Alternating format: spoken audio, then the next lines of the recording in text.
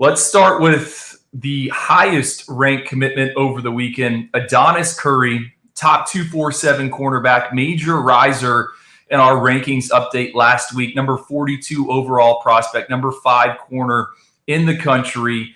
He picks Texas A&M. I don't know how much background you have on Adonis Curry and his decision. I know Miami was involved there. Everyone wanted a shot at Adonis Curry. I can get into the player, but Texas A&M, they're up to number 7 in the rankings, and I'm buying stock in Mike Elko. A&M sees this as a guy that absolutely can play early and will contribute early, and I'll stay in my lane on that. But they see him as an immediate impact guy, difference maker.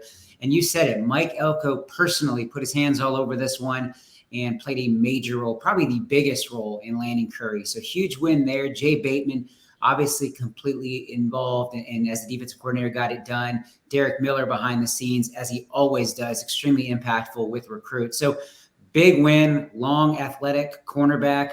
A&M beat Washington, Miami, Utah, and a couple others, but really, really nice win. You said it. Everybody wanted this kid. Really, really big win for Mike Elko. Yeah, I don't know about day one for Adonis Curry. Got a chance to see him in Orlando at the Overtime OT7 event, but he's what you want in a corner these days. Over 6 foot, 10.5 in the 100-meter dash. Tom, I think Texas A&M might have the fastest DB class so far in the 2025 cycle. So they got him committed, like I said, 10.55.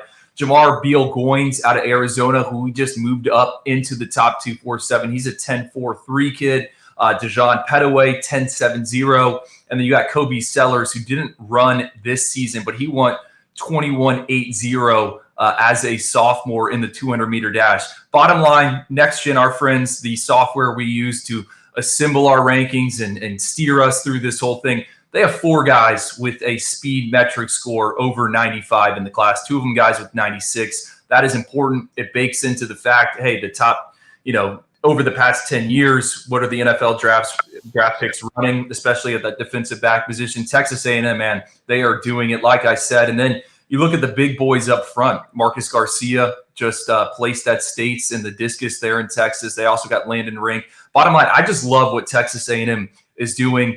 And then you look at the expected visitors list here over the next few weeks. It is like Freaks List candidate after Freaks List candidate. Keoti Armstrong, Lincoln Cure is supposed to visit it. Dijon Lee, Ty Haywood, Michael Fasusi. This class feels like it's loaded with traits. And I thought that was going to be the case when Mike Elko came over from Duke. You look at what Texas A&M did a few years ago back in 2022, right? They signed one of the greatest recruiting classes of all time in the rankings. How many of those guys are still there in College Station? Not a lot of them. It's a completely different approach, and I think there's a ton of developmental upside with this group. I like this group a lot, and you said it. There's a lot of guys coming in, and Hassan Longstreet's already committed. One of my favorite quarterbacks the entire cycle. I think A&M's doing a phenomenal job, but I'm watching Lincoln Cure. When you're looking at kind of like an others to know for A&M moving forward and maybe who's next. Right now, absolutely see Kansas State as the team to beat, and right there is Oregon. A&M's kind of a sleeper, though, not being talked about enough. And I know he's very excited about the upcoming visit, getting to campus. Then you got some other guys, Emmanuel Choice, who's down to A&M and Oklahoma, USC and TCU, and a couple others. But and you brought up Michael Fasusi, top offensive lineman across the country. It's anybody's guess what he's going to do. He could absolutely pick A&M and shock a lot of people. They're right in the mix along with Oklahoma and Oregon, Missouri, and Texas. So I think when you reach out to all these sources trying to find out where a guy like Fasusi is leaning, at one point people were saying the Sooners, and then people were saying the Aggies, Longhorns coming out of nowhere. So I just think that with this A&M class, anybody worried about where it's trending, I think they just need to take a wait and see approach, see how things kind of move forward. Because I'm telling you, said it, I am all in on Mike Elko. I've been a fan of him for a very long time. I think he's got the Aggies moving in the right direction. I think it's going to come to light on the field early this fall. Well, I've never believed like the issue has never been the top end talent on that roster. I've always thought, it's players 50 through 80, right? That's where under Jimbo Fisher, the Aggies, the depth, the developmental. Yes, you can go get some parts in the transfer portal, but you want to build it out with guys that are homegrown in your building. That are there and invested. And I think Mike Elko is going to turn that around. Tom, I also think what's notable right now, Texas A&M, as 2 of the top 3 ranked prospects from California committed. I don't think when Mike Elko was hired, we would have thought that's the case, but they got Husan Longstreet, 5-star quarterback, who had a great weekend at the Steve Clarkson QB retreat. Greg Biggins on the scouting team for 24/7 Sports. He had a nice story up about that laid-back environment, but he said Husan Longstreet impressed some of the college counselors that were there throwing. Not surprised. He's got one of the strongest arms in the class. And then Adonis Curry sitting there right at number 3 in California rankings. So who would have thought Texas A&M, 2 of the top 3 kids from California, are headed to College Station under Mike Elko. Also on that visitors list, coming up for them, Jonah Williams, 5-star linebacker. Michael Terry, 5-star Swiss Army knife. It is Traits City there in College Station, which is what I was trying to call Nebraska and Matt Rule. But I'm fired up about what they're doing with that recruiting class. Tom, moving to the next guy off the board. This is a program you're obviously familiar with. I think you're very familiar with this prospect as well. Mark Zachary, top 247 corner, number 59 in the top 247. Number 6 corner, he picks Notre Dame. I believe that was on Saturday or Sunday. I got my days mixed up. I wasn't moving around that time, but I believe it was Saturday. Yeah. Homegrown product, guy that really, I think, popped on the radar for us this past season when Brownsburg played IMG Academy. I watched that whole game. I've watched it multiple times. I thought Mark Zachary was excellent in coverage out on the boundary. Can play off man. He's got long arms, right? So he's under 6 foot. He's got 33 and 7/8 inch arms. That's what you want in that cornerback position. 2-way player, decorated basketball player there in the Hoosier State. Notre Dame, they are doing it in the defensive backfield in the secondary. I just said Texas A&M's got the fastest DB class. I think Notre Dame has a ton of playmakers. They pair him with Dallas Golden, Ivan Taylor, Ethan Long. It's a strong, strong group. I really like this class, but I also really like Mark Zachary. What's kind of interesting, let me just give you a little background. Obviously, Notre Dame beats Michigan, Cincinnati, Florida. That was really his Final Four. And the Gators made it interesting for a while. And on that note, I kind of like how Marcus Freeman, Chad Bowden, and those guys played this one. Whether it was right or wrong, there was some buzz put out about Tristan Haynes and how a top 247 corner and how Notre Dame was trending in the right direction. And there was some people tossing in predictions and this and that the Irish were going to be the favorites to land him. I never really bought into that because he hadn't even been to campus when people were talking about this. So in my opinion, I saw Notre Dame kind of doing this to like, hey, alert Mark Zachary, alert Dallas Golden, who ended up committing. We're trying to fill up with some elite talent. So if you want in, we need you to jump in sooner rather than later. And that's exactly what happened. So Dallas Golden ended up committing. Mark Zachary told them a few weeks ago he wanted in officially. And also shout out to Micah Shrewsbury, the basketball head coach at Notre Dame. He made it very clear talking to Zachary that he's got an opportunity to play 2 sports in South Bend if he'd like to. So Notre Dame really wanted this kid. They did not want to lose him. They did not want to let him slip away to Florida, Michigan, or a couple of the others. And Micah Shrewsbury helped. Marcus Freeman got it done. Shout out to Mike Mickens for getting it done. He saw him early, targeted him, made him a big-time priority before he was even ranked by any site. So really good evaluation by those guys. And I think them kind of turning the heat up, kind of forcing his hand a little bit, made him realize like, okay, this is where I want to be. What are we doing wasting our time? I want to be part of the Fighting Irish, and Mark Zachary committed. So nice win for Marcus Freeman. Marcus Freeman, a little twist of the arm there. You've covered the program. Is that something that he has figured out here in cycle, what is it, 3 or 4 for him? The more you get around Chad Bowden especially, that's exactly what they want to do. And sometimes that's going to backfire. You're going to get an early commitment that's like 6 months down the road. It's like, man, why didn't I take those visits? Why didn't I slow it down? Man, I was really interested in these other programs. And sometimes they're going to decommit, or sometimes they're going to want to take potential visits and things like. I think Deuce Knight was really in that mold. Like he knew that his spot was about to be filled by either him or Bear Bachmeier. He decided to jump in the boat. I don't think he was 100% ready at the time to make that commitment. But Notre Dame said, if you want to be here, you got to commit. Otherwise, someone's going to take your spot. And that's really what was going to happen. So Deuce takes the spot, fills up. And then behind the scenes, things have been obviously interesting, whether it's Auburn or Alabama, Ole Miss. I mean, it feels like a new week, new school with him. But all things considered, he's been pretty solid with his commitment to Notre Dame, recruiting his tail off. And pushing everybody to try to get to South Bend. So that's the case where maybe his arm was twisted, but I think he's kind of realized like this is really where I want to be. So I think he's going to end up sticking.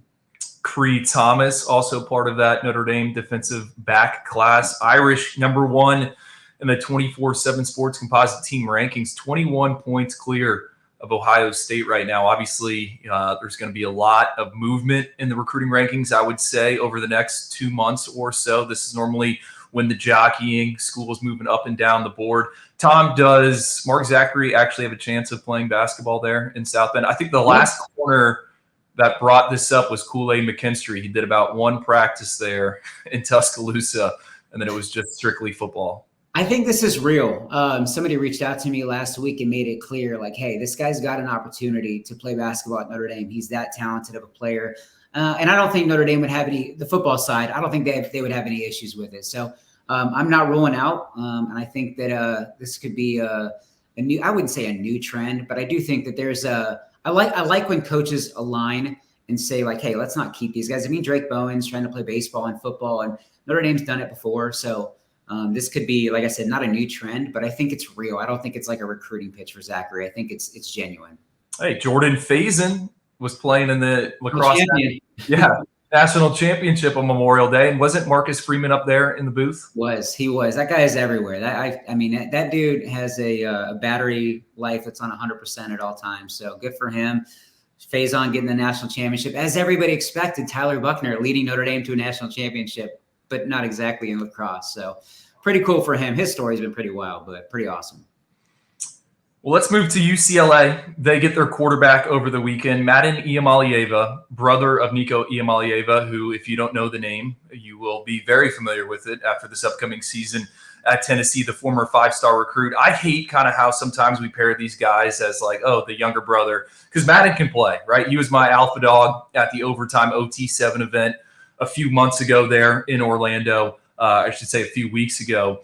Number 164 overall in the top 247. Our number 11 quarterback. We're not going to get him at the Elite 11 finals. We will see him at the Polynesian Bowl. This past season, 11-2 at Warren High School, or Downey, completing 58.7% of his passes, close to 4,000 yards, 11.6 yards per attempt, 47 touchdowns, 8 INTs. Tom, this is a big one for the Bruins. He could be the 4th highest ranked quarterback signee in UCLA program history, assuming the rankings stay the same. The guys ahead of him, Dante Moore, Josh Rosen, DTR, and Brent Hundley. So, he'd be the 5th highest ranked. 4 of those guys made it to the NFL. Not a ton of success there. We'll see what happens with Dante Moore. But this is a massive one. They're sitting 34th in the recruiting class rankings. UCLA is obviously a new regime there, a new philosophy. I know Carl Reed, Smoke Dixon, they broke that down on one of the coaching staff members on the 24/7 Sports YouTube channel recently. Take me inside this, because Madden was one where it was hard to get much of any feel on that recruitment. Oregon, Arizona State, Washington, those were probably the 5 schools in play when you're adding UCLA. He told Greg Biggins that was his dream school, favorite school growing up.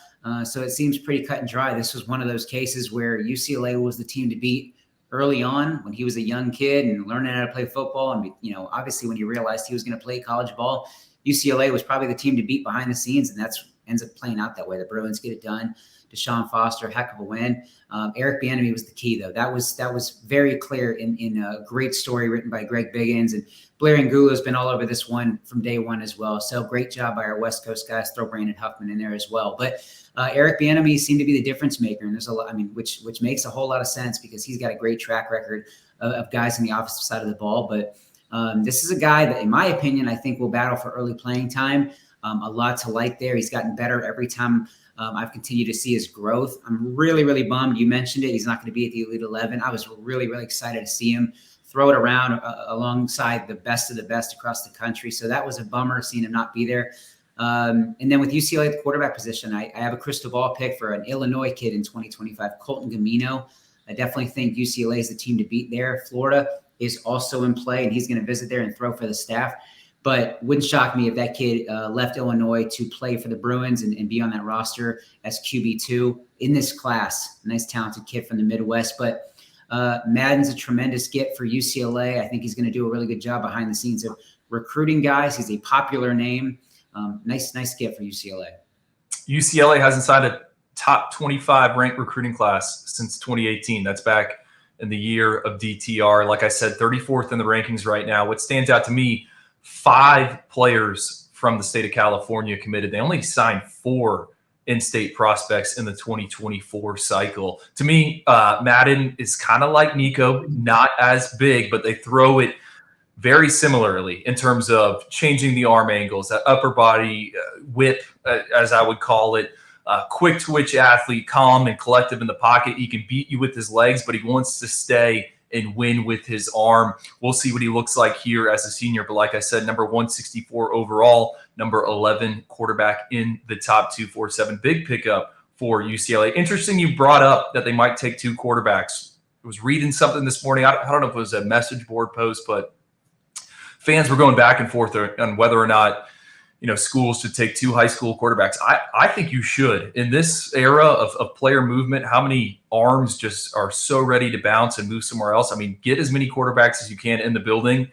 Doesn't work out, they're going to leave. I think you need to get them while they're cheap on the discount at the high school level. So it makes sense to me with them potentially trying to take 2 arms, especially after losing Dante Moore. I couldn't agree more. I am all for it, and I wish it happened more often. I mean, these guys sometimes are scared to take a second quarterback because they think somebody's going to leave. But if you talk to Madden, he's not going to be afraid of.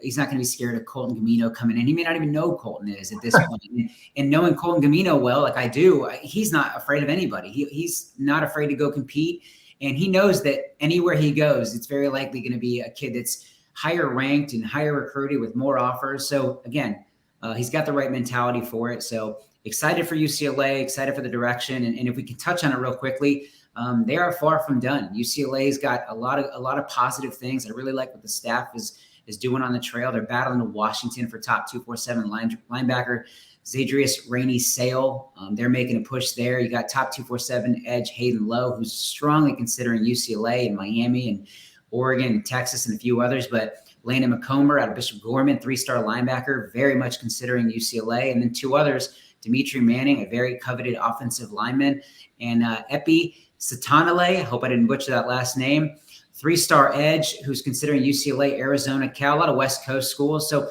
if I was going to guess, UCLA is right in the thick of it, top 2 to 3 for all of those players. So they're clearly doing some right things there for UCLA. Love me some Demetrius Manning. He is one of the biggest humans in the class. We see him at the underclassmen combine first. Is that where we first saw him? Yes, at the national combine back in January. Yeah.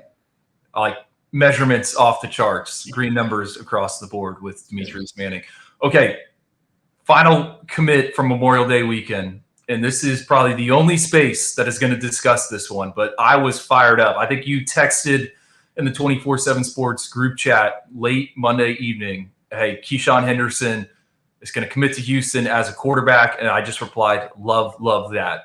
Why does this matter? All right, we're thinking about the new look, Big 12. Willie Fritz leaves Tulane. He is now at Houston.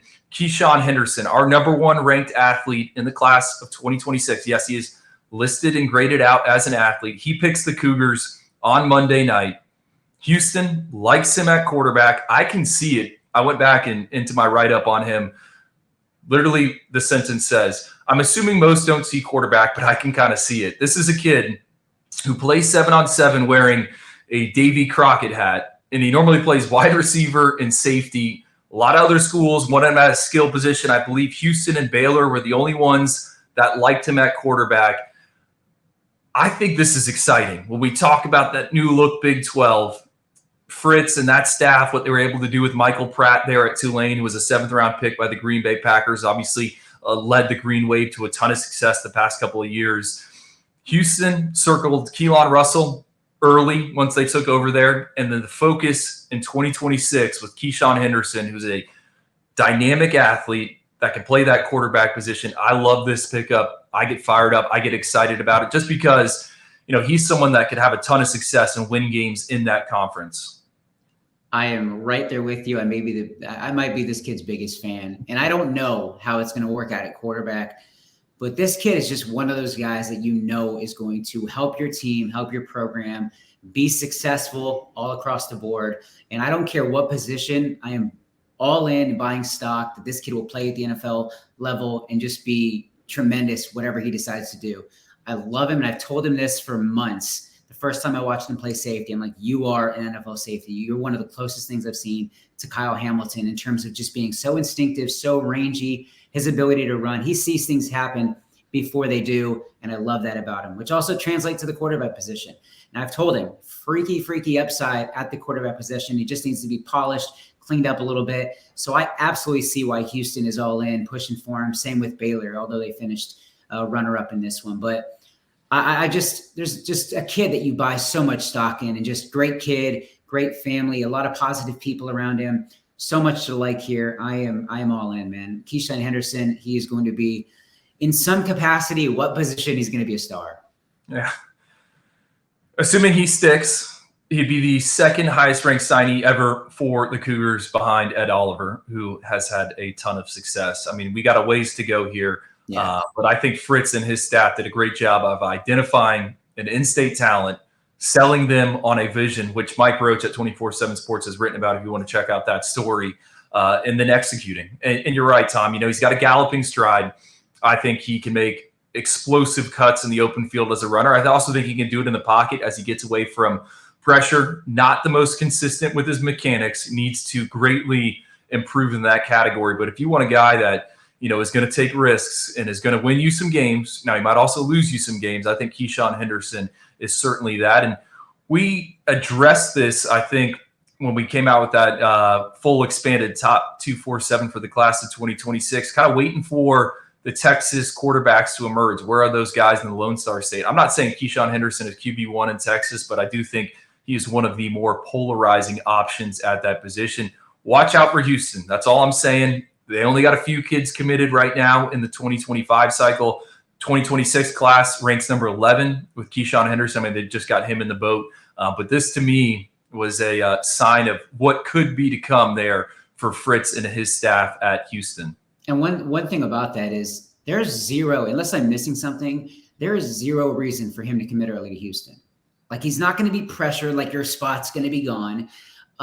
So when we look at, like, is this kid really going to, is the number one ranked athlete in 2026 really going to stick with Houston, an elite quarterback possible? Like, I think he's going to. I think he's going to stick because I think he wants to. He knows he has a great connection with the coaching staff. Big Willie Fritz guy, loves Coach Bell. There's a lot of connections there with his high school coach at Michael Bishop. Like, they go back. So there's a lot of strong ties here that make me feel like this is it. This is it for him. Everybody's going to come at him, throw a bunch of money at him, this and that. But I think Houston's going to really keep him in the fold as long as the coaching staff stays there. And he's just going to recruit his tail off for the next 2 years. This really is a big win, and I see this one sticking.